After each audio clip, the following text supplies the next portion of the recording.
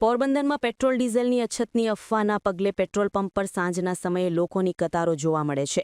બીજી તરફ ગેસના બાટલામાં પણ મુશ્કેલી યથાવત જોવા મળે છે, પરંતુ પુરવઠા વિભાગ હજુ ઘોર નિંદ્રામાં હોય તેમ કોઈ સ્પષ્ટતા ન કરતા લોકોમાં ભારે રોષ જોવા મળે છે।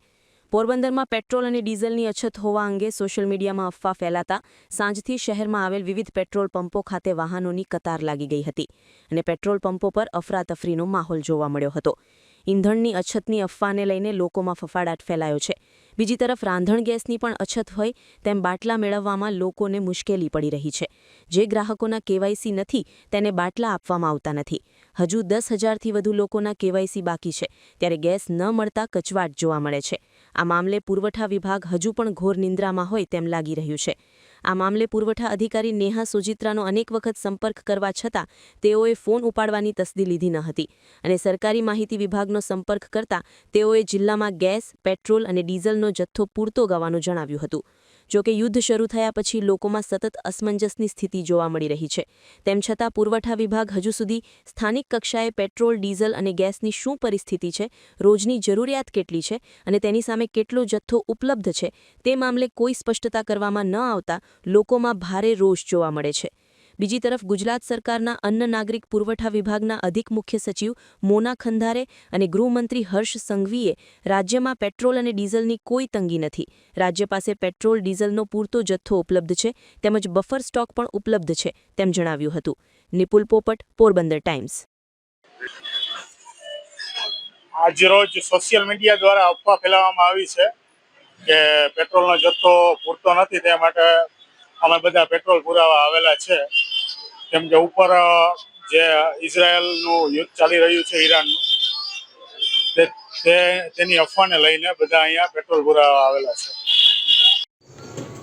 હું સુરેશ સિદ્ધવ આવાસમાંથી બોલું। 10 number 10, block number 10, room number 11 online ચાલુ હતો। ટીડીનો નોંધાવેલો આજે 5મો ટકો છે, હજી લગી બાટલો મારો આવ્યો નથી।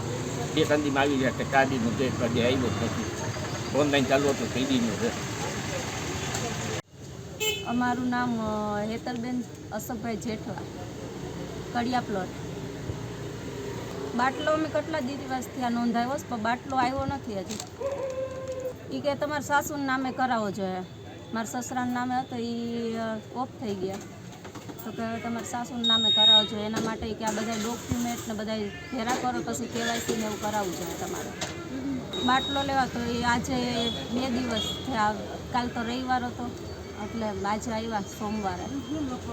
ગુજરાતના દરેક નાગરિકોને અમે રાજ્ય સરકાર વતી ખાતરી આપવા માંગીએ છીએ કે ગુજરાત રાજ્યમાં પેટ્રોલ અને ડીઝલનો કોઈ પણ પ્રશ્ન નથી।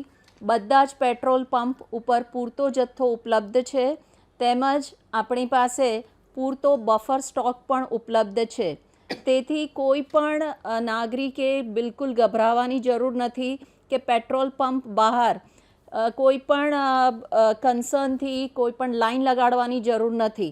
જ્યારે પણ પેટ્રોલ, ડીઝલનો જેટલો જથ્થો જોઈએ એ પૂરતા પ્રમાણમાં ઉપલબ્ધ છે। તમામ નાગરિકોને વિનંતી છે કે કોઈ બી પ્રકારની પેટ્રોલ, ડીઝલને લઈને સોશિયલ મીડિયા હોય કે વોટ્સએપના માધ્યમથી કે કોઈ બી ઓફિશિયલ જાણકારી વગર કોઈ બી પ્રકારની આ અફવાઓમાં આવીને ભાગદોડ કરવાની કોઈ બી પ્રકારની જરૂરિયાત નથી।